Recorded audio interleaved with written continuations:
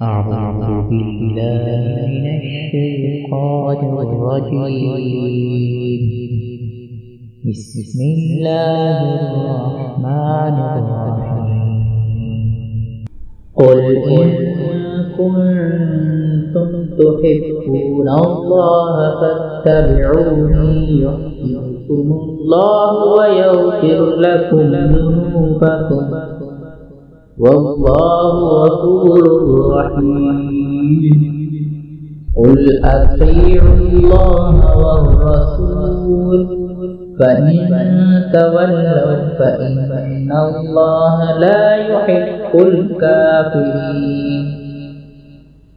إن الله اصطفى آدم ونوحا وآل إبراهيم وآل عمران على العالمين ذرية بعضها من بعض والله سميع عليم. إذ قالت امرأة عمران رب إني نذرت لك ما في بطني محررا فتقبل مني إنك أنت السميع العليم.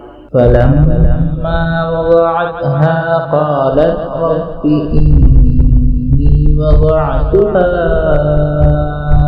أنثى والله أعلم بما وضعت وليس الذكر كالأنثى وإني سميتها مريم وإني أعيذها بك وذريتها من الشيطان الرجيم.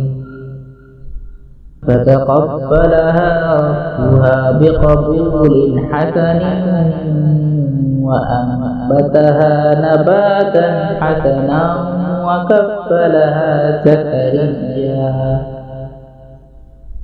كلما دخل عليها زكريا المحراب وجد عندها رزقا قال يا مريم أنى لك هذا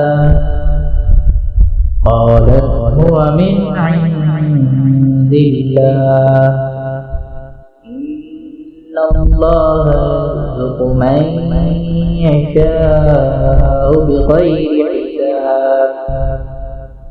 هنالك دعا زكريا ربه قال رب هب لي من لدنك ذرية طيبة إنك سميع الدعاء. فنادته الملائكة وهو قائم يصلي في المحراب أن الله يبشرك بيحيى مصدقا بكلمات من الله وسيدا وحصورا ونبيا من الصالحين. قال رب أنى يكون لي غلام وقد بلغني الكبر وامرأتي عاقر قال كذلك الله يفعل ما يشاء. قال رب اجعل لي آية قال آيتك ألا تكلم الناس 3 أيام إلا رمزا واذكر ربك كثيرا وسبح بالعشي والإبكار.